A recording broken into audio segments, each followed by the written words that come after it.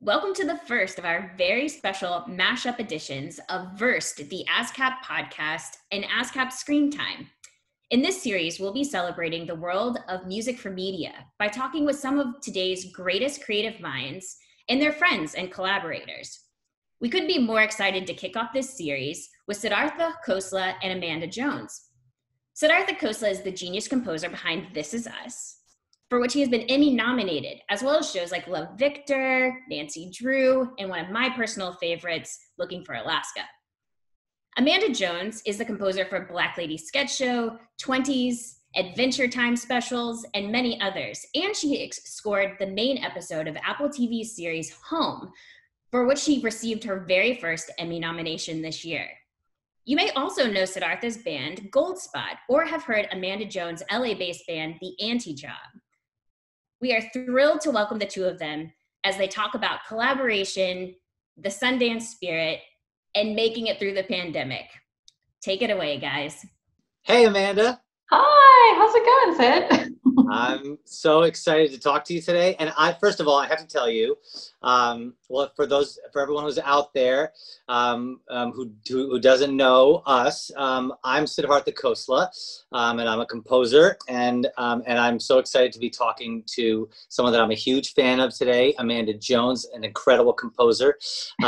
So I feel so lucky to talk to you on a Saturday morning, Amanda. I know, it's so nice to chat with you too. You're also my favorite composer. Oh, you're very, very sweet. Yeah, so I guess let's start with you telling everyone a bit of your origin story, and we'll start from there. Well, my origin story in music is really more a story about my family's history. My parents came from India to the U.S. in the late 70s. And just like many other immigrants that came to this country, they came here with like virtually nothing. So my parents came here with $8 literally to their name. I was born, they had to send me back to India to be raised by my grandparents until my parents could afford to bring me back. So like my first introduction to music was Indian music that my grandparents listened to. And my mom would record her voice on a cassette tape and sing to me via cassette tape. So that was my first introduction to recorded music, was via this tape. And so that's my origin story. And eventually I came back here. I was in a band for a while after college, and I eventually went from band to being a composer. So in the quickest answer, that's sort of my family's. It's my story is my family's story, basically. How about really you? Beautiful. Yeah. So for me, I guess, yeah, I was born in Columbia, Maryland, lived in DC for a little while, so East Coast girl. Nice. Lived in Virginia for probably like the bulk of my youth. And East Coast guy here too. Oh, cool. Connecticut and New Jersey. So yeah, go on. Oh, nice. Very nice. And so yeah, growing up, my parents were listening to, like, my dad was listening to like a lot of like soul music, like Wilson Pickett, James Brown, Aretha Franklin, and my mom was like a little bit younger than my dad, so she was all about like Toni Braxton, Whitney Houston, and like early hip hop.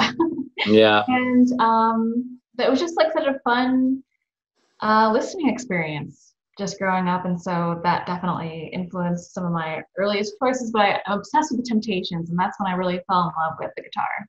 Nice. And so, yeah, fast forward, I started a band in college. That was definitely my primary focus, which is like touring, performing, and creating a new album, and then touring an album. And then it wasn't until graduated college in 2010, moved to LA, did that for like a while, and then around 2014, 2015, kind of switched gears to start doing composing and incorporating that into my practice. So, and was a great decision. I've loved it since then. So so let's talk about that decision. So like you clearly like, and knowing you, and we've spoken before, you have such an incredible background, not just in terms of like your band work and all that, which is amazing, but you also worked in like the business side of things for a little bit too, at Lionsgate, right? Mm-hmm. And so, yeah. Talk to me about the transition. Like, I think your story too, with how you transition was really, really special. Like it just like you're, if you want to share a little bit about that. Yeah, for sure. Yeah, exactly. I mean, yeah, how'd that happen? Yeah, exactly. Taking that leap is always like a nerve-wracking moment, but it's like essential to just growing and learning how to take risks, like calculated risks. Um, but yeah, I definitely had to, you just can't go to LA on a one-way ticket and just all of a sudden become a composer and you're doing that full time. So you definitely have to, find some sort of day job. I was really focused on whatever job I did do. It had to be in the music industry, just to kind of keep all my focus aligned in like a similar space. Yeah. So, I was like a music production assistant for like Hans Zimmer, Henry Jackman, John Powell. So it was cool to be on the music side of it all. And then I met like Henry Jackman's manager, and she introduced me to Russell Zeker at Lionsgate, who's like the head of television music there. And so interviewed, it got this position that it opened up. And that was a great decision. That was like my first like 9 to 5 job. Yeah. Because I'd always force myself just to be like, like part-time, always giving myself so much time for music, but I was like, I think I'm going to go for this. And so I'm so glad I did. And then I was there for 2 years and just took the leap. I got my first feature film, and then I was just like, I have enough savings to do this, and here we go. Let's just make it happen. And it's the best decision ever. So yeah. Yeah, I agree. Same, best decision ever. Especially like in this. I mean, I was touring for a while and making records, and then a friend of mine who was a pretty big screenwriter who I went to college with called me to score the second season of his TV show on ABC. I took that job reluctantly because I didn't know, I still wanted to make records and make music, because I think for me, I got into this whole thing because I wanted to make stuff I believed in and be an artist. Really, it's kind of what started this journey for me, and for you. And so when I first started composing, like when I got offered a job to compose for TV and film, I was frankly a little scared. I didn't know if I could do it. I was just, at first I was like, I've never written anything to picture ever before. I've only been writing stuff about like girlfriends that I broke up with. So I was like, what am I going to how am I going to translate what I do into this other form?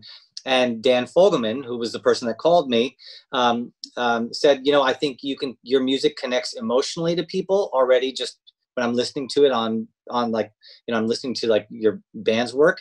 And he's like, I know you can do this on this other level, because at the end of the day, when you're scoring for TV or film, the most important thing is trying to make an emotional connection through the music. Exactly. And also, bringing a sense of melody, which is what I always did with my band, where I wrote songs that I was always about the melody. And you realize that when you move into TV and film, it really is about melody. It's about the theme that you're writing, and how you can connect to people through those themes. So again, for me, that was like the best decision I ever made. And now we both are doing this, and we've got we're so fortunate, especially in this crazy time, to be working. Yeah. I know you've got a lot of projects going on. What are you working on right now? Yeah, so right now I'm working on there's a new Adventure Time special coming up. I just did their last one, so I'm excited to come back and do one more. Nice. It's like an hour-long special. And I'm also doing season 3 of Good Trouble with Freeform. So awesome. I'm excited to join the team. And there's a whole slew of other stuff that's coming up that I can't talk about. How about you? That's first of all exciting. And so that's your studio where you basically do everything. Is that sort of the home base? Yes, home base. Yeah. So I definitely work with I have like 4 additional writers and 2 admin people, and then a couple other people that are really helpful. And wow. So yeah, everyone's just working virtually. We use Asana to kind of manage everyone's workflow, and Very so cool. yeah, it's really crazy, but we're making it That's work. crazy how fast that's happened, and it's a testament to you and all the amazing work you do. So congrats on being able to build this out in the way you've done it. It's really impressive. So I love the work, and last year you were nominated for an Emmy for your work on the Apple series Home. So congrats on that. So you're obviously well well on your way and just like doing such great work. Oh my gosh, back at you. I'm working on, I'm the composer for This Is Us. And so we're in season 5 of This Is Us now. And so we are also in this pandemic trying to navigate, productions have started up and stopped because of the pandemic and because of rules. And so we're just trying to go with it and try to figure it out as we go. So I'm working on This Is Us. I have a feature called Queen Pins right now that I'm also in the middle of, and that's been an incredible. I can't wait for that film to come out next year. It's with Kristen Bell and Vince Vaughn, and it's really good. It's really funny and dramatic and beautiful, and I'm pretty proud of what we're doing there. Oh my goodness, it's so exciting! and yeah, so I'm excited about that, and then also a new show for Hulu called Only Murders in the Building, with Steve Martin and Martin Short and Selena Gomez, which is crazy. Wow. And so we're deep and they're filming in New York, and so productions there are going. So it's been pretty nonstop here as well, and I do everything sort of here in this room that I'm in right now. And so yeah, it's exciting. And an important thing too is how are you, my reluctance initially to become part of TV and film, if I'm honest, back in the day I was like, how can I still be an artist and do this? Like, is there a way to do it? Because I didn't know how it worked. Yeah. And what I've learned in this process is that it's an incredibly collaborative process, and it varies between people you work with. So tell me, like, how are you able to, like, when I listened to your score last year on that documentary, you could tell that it was like, it was soulful. There was so much emotion and heart in it. It felt organic. It felt like it came from you. It didn't feel like you were pushing a bunch of MIDI buttons on a keyboard to make the sounds. Like I could hear you, I heard Amanda Jones in it. So tell me, like, how you play with that balance, where you have to, like, bring your own artistry into something because it's important to also have something original and interesting, but then you're also, kind of serving the needs of a director or a showrunner or producer.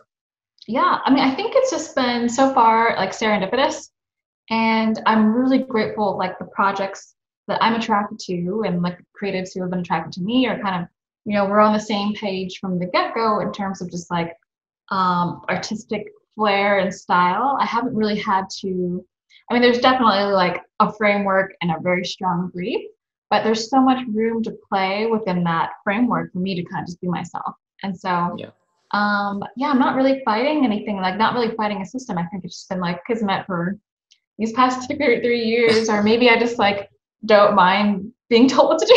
No, just kidding. No, there's just very much like, I don't know, there's always like a collaboration. It's always very like, I feel like it's never changed in terms of like the excitement and energy of like with working from some of the early short films that I worked with early creators to like now. I feel like everyone is just so excited and just like willing to talk about things, and I'm so grateful to have their time to like really kind of get into the weeds of like what we're looking for sonically. And so I've just been really blessed to work with creators that are as excited as I am to like figure out what we should do with the music. So it's just been a really beautiful path so far. And I think that's what's so exciting about like Sundance films and a lot of these independent films too.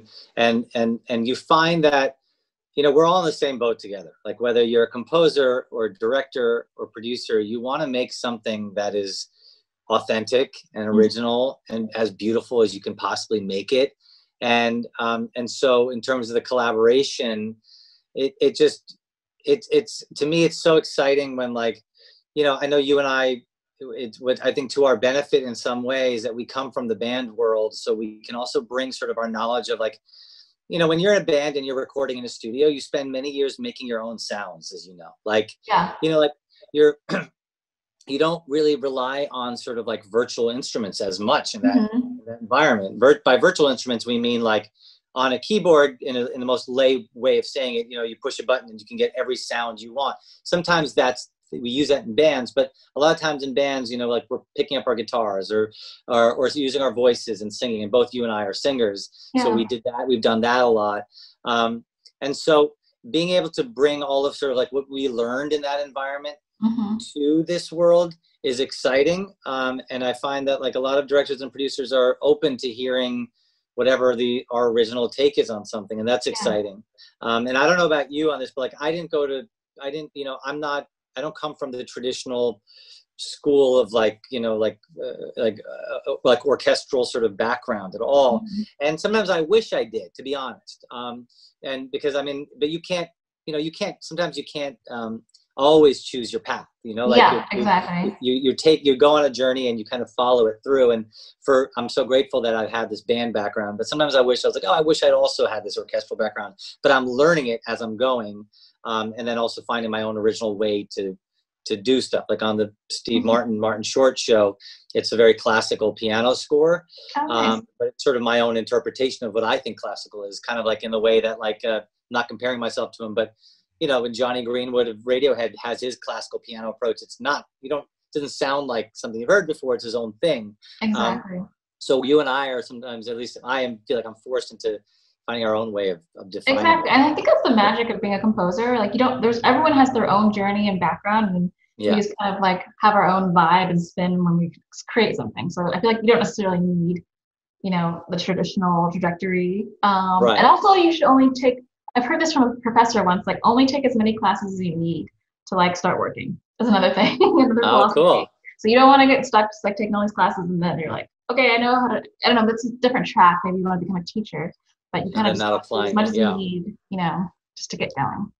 So do you, one thing I will say about you and your personality and just seeing you kind of like talk about stuff, you have a very infectious, like lovable energy about you where like people want to like listen to you and hear you. And I think that's such an important part of like why you are where you are too as an artist. And I think that's important too, is that, you know, at the end of the day, doing what we do is about, it's about the work that we're putting in. It's about our work ethic, but it's also about the relationships we have with people and how we navigate them and how we keep those relationships. And it's just an important part of not just what we do, but just like in any career, you know, and specific to filmmaking, it's how filmmakers continue to make their movies with their writers and their directors and their casts and their crews.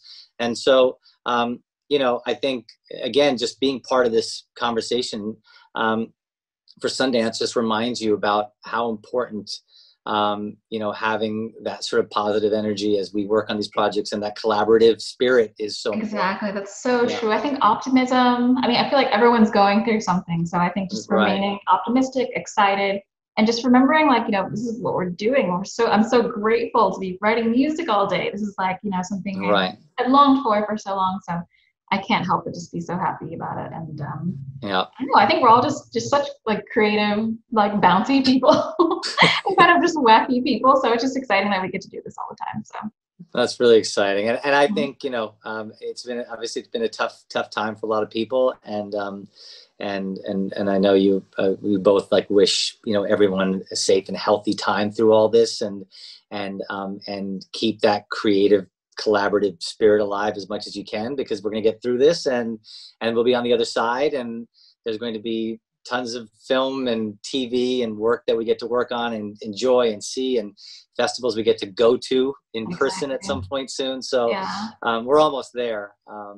But I just, again, I want to just like, you know, congratulate you on everything. And thank you. You too. You're killing it.